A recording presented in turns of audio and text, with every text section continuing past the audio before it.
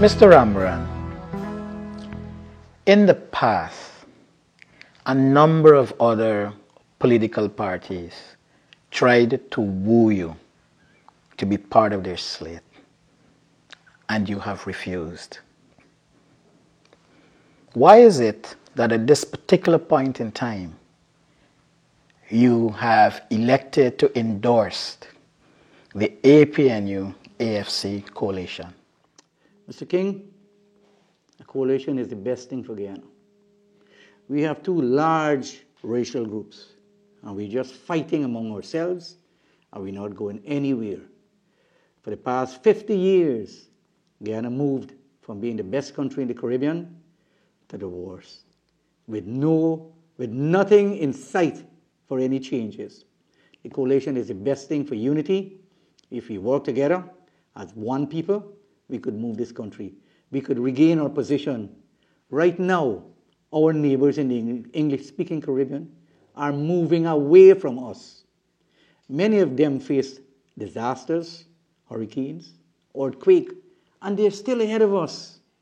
What is your view about the leadership of the coalition?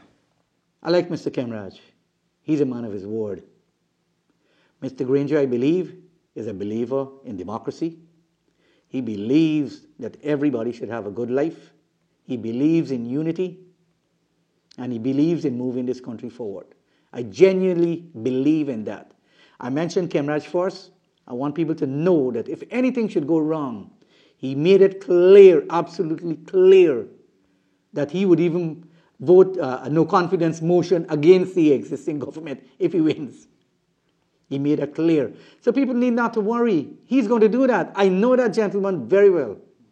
What is it you're hoping to gain from endorsing the coalition? Absolutely nothing. Absolutely nothing. I'm on board here to end the shame and disgrace that we move from the best in the Caribbean to the worst. I will do everything that I could to help in the policy making. I want absolutely no economic gain whatsoever. I believe the government missed a glorious opportunity in 2011 when they lost the election, but was able to govern because of the Constitution that they criticized for 28 years. They should have seen it fit to bring the opposition, work with the opposition in the interest of Guyana. In many countries, in Germany, in England, lots of other countries, you have minority governments. But what they do, they work with the opposition in the interest of the country and the people of the country. People is what makes a country. If the people are poor, the country is poor. If the people are rich, the country is rich. This coalition here now, I have confidence in the leaders. They're genuine people. They're true believers in democracy. Real democracy. They're believers in the free enterprise system. And Mr. Granger made it quite clear he wants a better life for every Guyanese. He wants unity in a safe and secure Guyana. You said that you have much confidence in Mr. David Granger, the leader of the APNU-AFC coalition. There is this talk bandied about that Granger is danger. What is your comment on that? Well, the first thing I want to say about Mr. Granger, that he did, in my opinion, an excellent job in holding that coalition together. He held that coalition for the past 3 or 4 years with all those various parties that made up the APNU. That in itself is a successful job, and he should be given credit for it. There's propaganda that is going around that Mr. Granger is danger and the PNC old tactics is going to come back and everybody's going to suffer. Right now in Guyana, Mr. King, you cannot even walk in the streets without thinking that you're going to be robbed or even killed. If you own a business, you got to worry every single day that you're going to be robbed. You can't sleep in your own house. You read in the papers every day. All elderly women are being raped and murdered in their own house. Returning Guyanese, when they're coming back to Guyana, they're longing to come back. When they come back, before they reach inside their house, right in front of their gates, that are being robbed. Crime is out of control. Crime is out of control. There's no deterrent to crime. Crime is all over. It's affected every household, every individual, every business. The economy can't grow with this level of crime that we have, and nothing is being done. There's no deterrent. We need deterrent.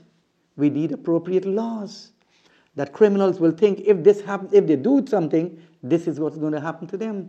People ought to be very confident that if they stand their ground and defend themselves, they would not be charged. They would not be charged. Everybody must understand that. You must be able to stand your ground.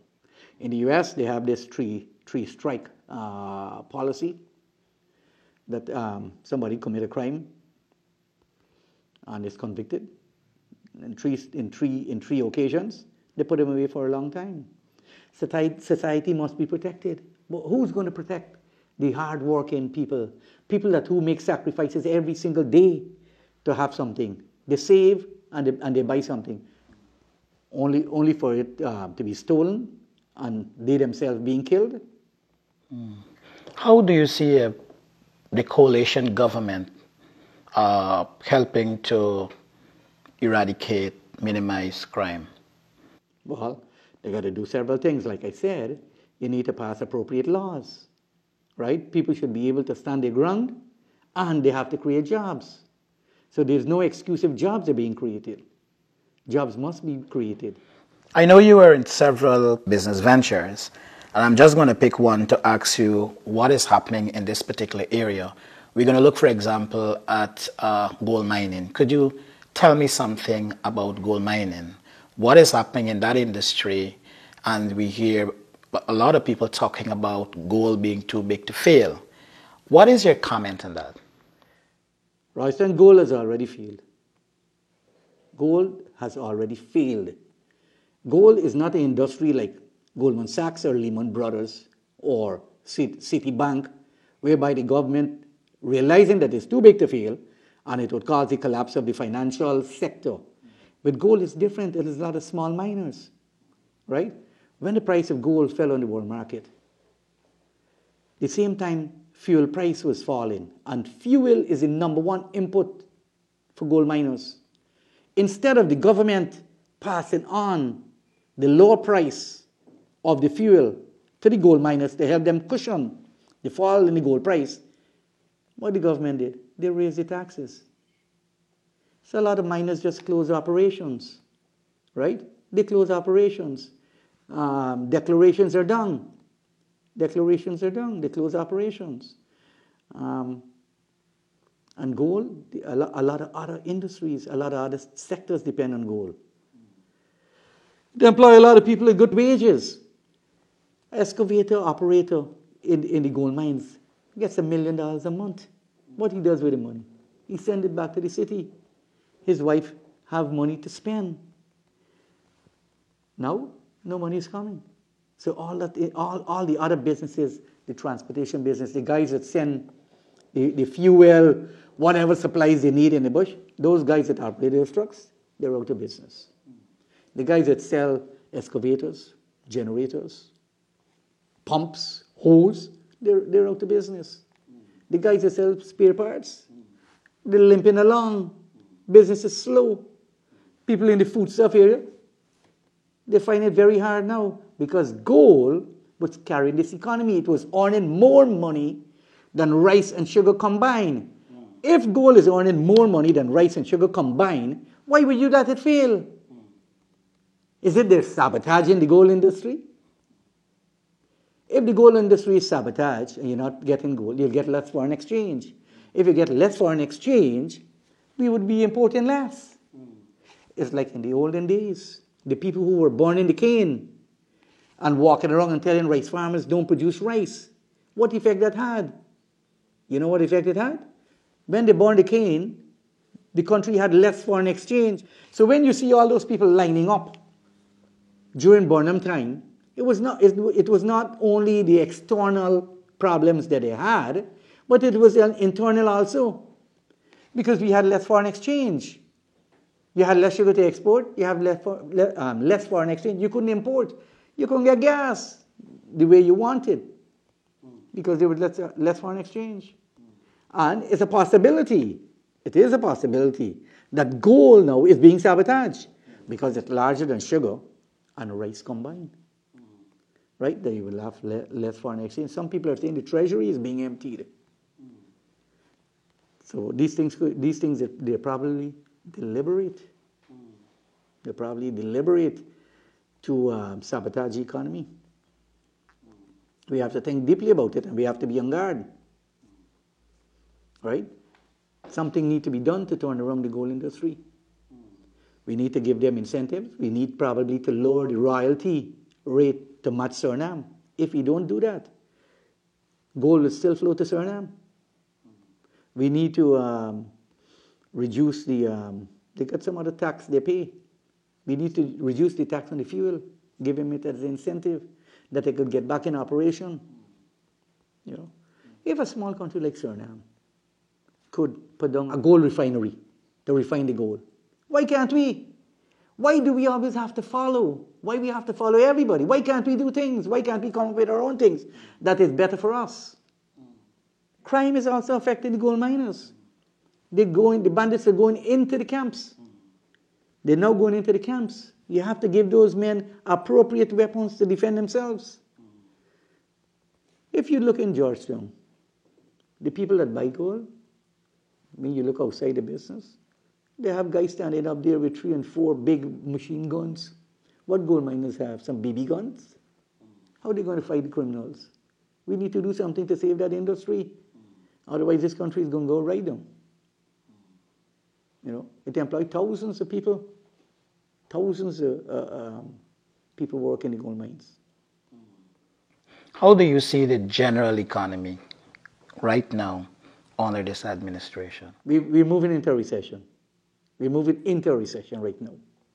People got to recognize that. We're going into a recession. It's going to get harder and harder. So I know that our gold mining industry is comprised largely of small miners. And of recent, they have been expressing dissatisfaction about the way they have been treated. What would be your comment to that? Gold miners don't get any incentive. They get no incentive whatsoever. Somebody in agriculture, they plant a couple of things. They could go to whatever, to the minister. They get duty-free concession for vehicles. Gold miners don't get that. Gold miners need incentive. We need to reduce the royalty. That's the first thing. We need to reduce the tax on fuel, because fuel is their number one expense, right? And we need to guarantee them safety. The majority of miners in Guyana, I would say almost all the Guyanese miners, they sell their gold on the spot market. Meaning, whatever price prevails on the world market at that point in time, that is what they're being paid. The large overseas miners, they sell to the futures market. They're locked into prices. So they know right away that they could make a profit. Unlike our guys. Our guys need incentives. Startup cost is expensive. I like how many of them closed down. Startup cost is expensive. To truck all those things in the interior. It's not an easy life for a miner. Leaving at 3 in the morning, driving up into the dark trail with a terrible vehicle for 10, 12 hours. They need proper things. They need the incentive. They need proper vehicles. They don't get vehicles on duty free. They got to produce a certain amount of gold before they get it. Right? They got to produce a certain amount of gold before they get it. There have been some dissatisfaction with respect to lands for the small miners. I know that His Excellency, the President Donald Ramotar, has promised them lands, the small miners. How do you respond to that? Well, I tell you the honest truth, Royston, I don't know what the President is talking about. He's the President. Why didn't he, for the past 3 years, why didn't he give them the land? They were complaining all the time. How are you going to promise land now after elections? Give them the land now. Let them produce gold. He's asking people to produce more when less and less people are mining. How are you going to declare more and you have less mining? The Chinese now, they're the largest gold claim owners. They own more claims than any Chinese. I think I read in the papers, one of the Chinese is now a Guyanese. So I think make it okay for them. How that can be? How could that be? They're the largest claim owners now. And Guyanese are feeling rejected in their own country. They're feeling rejected in their own country. No incentives, nothing whatsoever for them. In a dangerous operation. You see how many times you read in the papers that miners, whatever the thing in the things cave in on them and kill them? And they're in the interior by themselves. You know? And they face many dangers. And talking about the Chinese, how do you see them in relation to the general business environment in Guyana? Look, we need foreign investment, without a doubt. But we need a level playing field.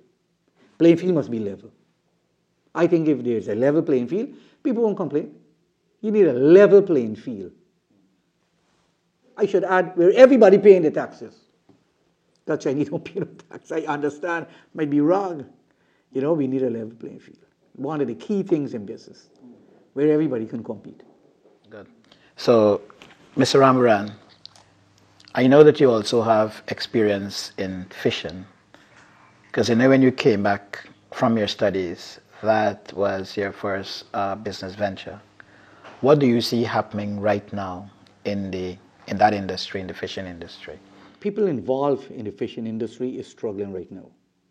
They're facing similar problems to gold mining, because fuel is a very important input into that industry, and the price is up. So the cost of production gone right up. But they're facing stiffer problems now.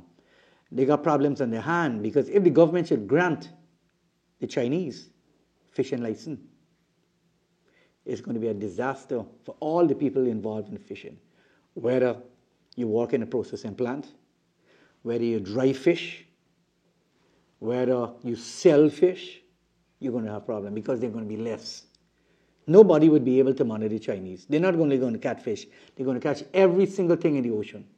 And they will have the large processing plant anchor outside. They're not only going to collect fish from their own fishing boats, they're going to buy fish from the local fishermen. So if they buy fish from the local fishermen, there'll be less fish for consumers to consume. What will happen? The price will go up. The price will go up. So you will hardly even get fish. A lot of people will lose their jobs.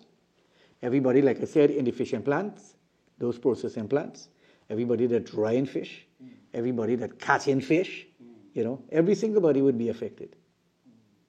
You know, the Chinese, they fish out the entire fishing ground.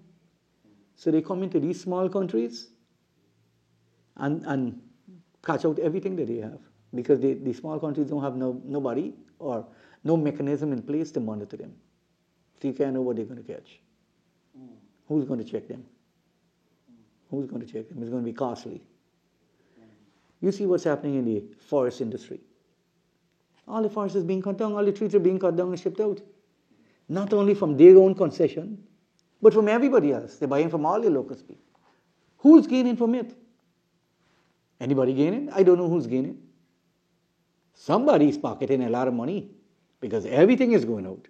But I don't think the ordinary Guyanese is gaining anything from the cutting down of all these trees and shipping out again. But somebody else is gaining. Somebody's pocket is full. Right? Because they won't allow these Chinese to fetch away, take away all these logs out of the country. Somebody is gaining. What is your comment on business in general in the local economy now? We need to give them incentive. We need a level playing field. Importers must be, we need to cut a lot of red tape. For instance, if you import a container now, you never know how long it's going to take before you clear it. If you take a number of days or weeks or months to clear it, it means your cost is going up. We need to have a system in place where people could clear a container in 24 hours. If you clear a container in 24 hours, you have less storage to pay, less demurrage to pay. Then you will be able to turn over your money faster. It would also be better for government. Government would collect the money faster, right? At GRA, documents are being delayed for months for crossing a T and dotting an I for no reason at all. For no reason at all. Things are being delayed. Nobody cares anything. Nobody cares anything. We need to Give businesses incentives. All the people in manufacturing, they're involved in something important, what we call import substitution. They're creating jobs. Business are the people that create jobs. Many of them are in the import substitution business. What that means, we have to spend less foreign exchange to import the goods, and we're creating jobs right here. Why do you think all those Chinese are here? They're selling Chinese products. They're promoting China. They're keeping people employed in China. They're keeping Chinese industries employed. Right? We need to look at our own industry and keep it going. Let them grow. Let them grow. Give them the incentives that they need. Give them the incentives. Cut the red tape. Create a level playing field for everybody. That people could compete. People could compete instead of what we have right now. Delays, red tape, driving up your operation costs. All over. Every business. Communists don't like business.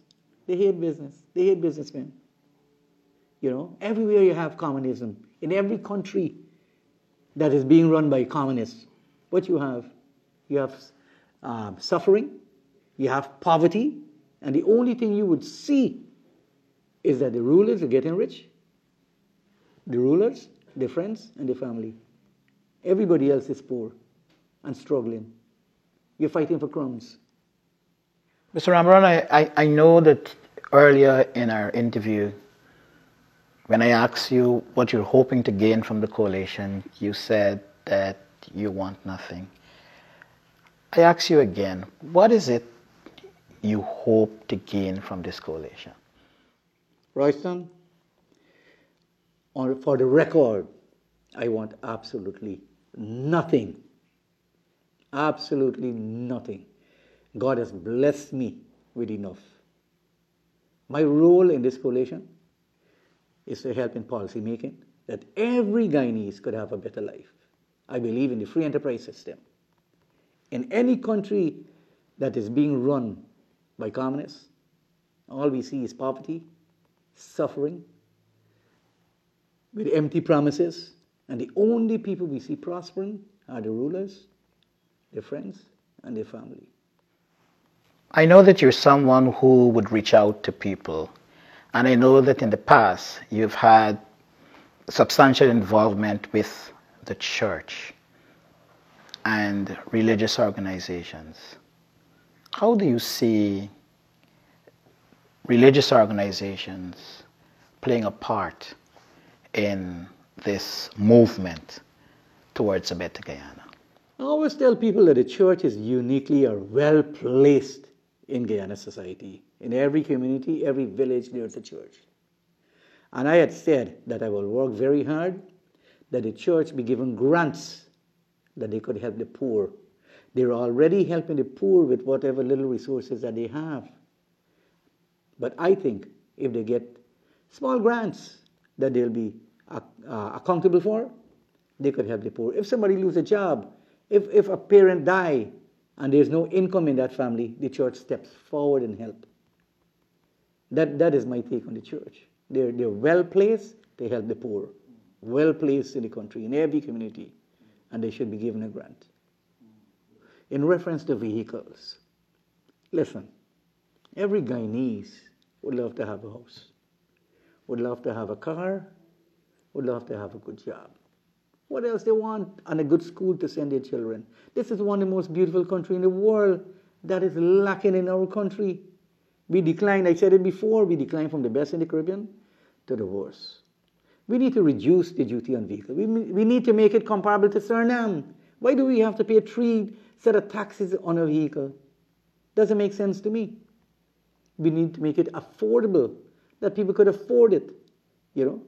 Why is it that brand new vehicles are only driven by the people from the embassy or the people working in government? What about the ordinary citizen? What about those people who are making sacrifices every single day? They're working hard, they're saving the money. Why can't they have a drive? Why can't they drive a good vehicle? That is why people are leaving in droves. They're leaving in droves. You're paying for 3 cars to drive 1 car. Does it make sense? You're paying the cost for 2 cars in taxes alone. What sense does that make? We need to reduce it. We need to make it affordable. We need a policy to make Guyanese remain in Guyana. We hardly have anybody to begin with. We need to make it livable. We need to make sure that things are affordable. People are going to ask where the money is going to come from when you reduce it. My take on this whole budget, half is being wasted. Half of the budget is being wasted. How better off are we when the country used to be run with $11 billion, when 94 cents used to be paid to service the debt? Are we much better off now with $200 billion? You don't have proper roads. You might see a good road on the main road. What happened to all the streets that people live? They're breaking up their vehicle, they're complaining every day. Every single day they're complaining. You go yourself and drive in those communities. You can't drive there. The bottom of a car would touch. You break up all sorts of things on your car. You only have these highways and byways. They're good. They're just to fool people. Go in the communities. They have no roads. They have no security. They have nothing. It's a struggle. And people will continue to leave if we don't do the right things to make people want to remain here. People want to remain. You have to do things. People going into small islands. People going to Grenada, Antigua, small places.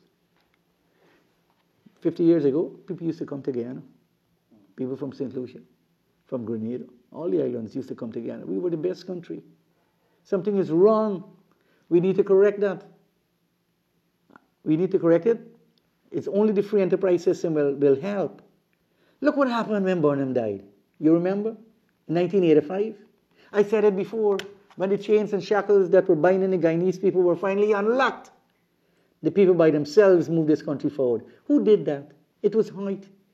Did he say he's following Burnhamism? What he did? He knew it was wrong. He turned the economy around. He was the man that turned the economy around. All the restrictions were removed. It's not a PPP or this present government brought back all the things that were banned. It was Desmond Hoyt. He didn't bring them back. He didn't take it yesterday. The next day you had flour. The very next day it wasn't illegal anymore. The very next day. It's not a PPP. It is not a PPP. It is Hoyt from 1985 to 1992. And what happened in 1992? The PPP went back to the only thing they know, communism. There was no free enterprise anymore. All controls, all interference. Controls.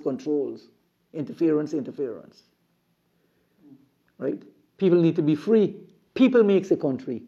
It's the people makes a country. Not the government, the people. We need to give more power to the people. Let the people move the country forward. Would you like to comment on the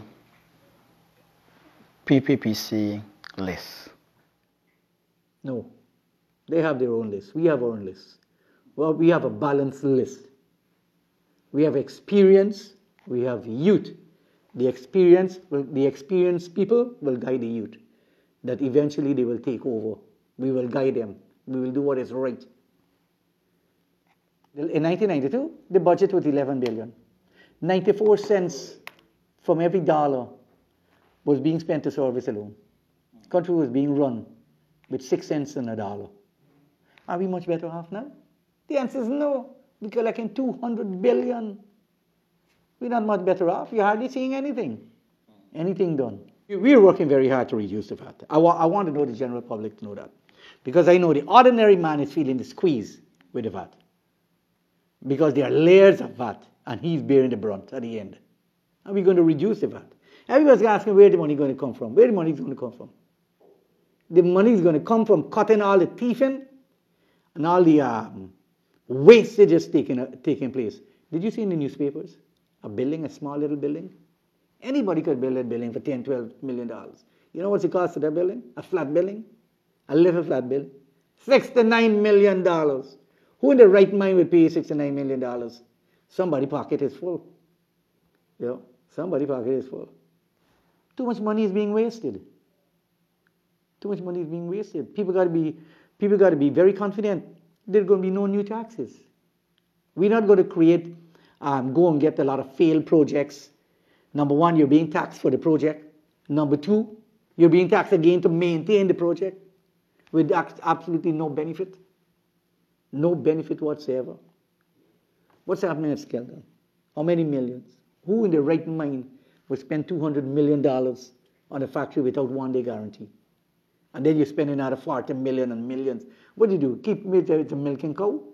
You just keep spending money. You're going to taxpayers all the time. It's taxpayers the money coming from. All the time you're going to taxpayers. Collecting more money. You collect money to build. The burden is left with the taxpayers to pay for these things. All these projects.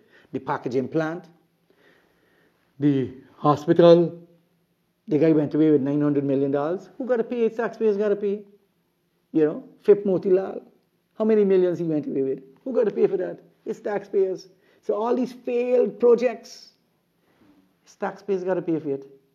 Somebody's pocketing a lot of money because projects is the way to make money. Projects is the way that people fall in the pocket. They leave the projects for the Guyanese people. They got to pay, they got to foot the bill. Taxpayers got to pay the bill. Something that could be built for 10 million, 20 million, here's 100 million. Somebody's pocketing the money, and the poor taxpayers have to pay the bill. How long is this going to continue for? People are not stupid. Every guy needs to recognize that now. You know, we need a change. We can't continue. We have to get a change. Right? Now is the time for the change. I was going to ask. We have to have a change. You're a man who moves among the people. What are you hearing about this time for change? The people fed up right now. The people fed up with all the corruption. The people want to change. Come May 11th, there's going to be a change. There's going to be a change. Everybody's fed up. Everybody. Die-hard PPP supporters are fed up. They're fed up. They're not getting anything. They're not seeing only empty promises all the time. Empty promises. How are you going to survive on empty promises? You're going to come back every election and make new promises? You're making new promises every time you come. Thank you, Jacob.